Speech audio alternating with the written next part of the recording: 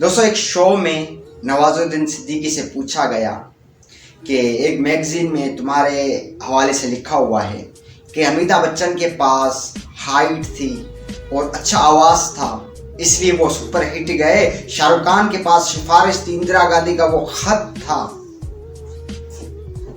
और हेमा मालिनी और माधुरी दीक्षित, करिश्मा, इन सारों के पास खूबसूरती थी।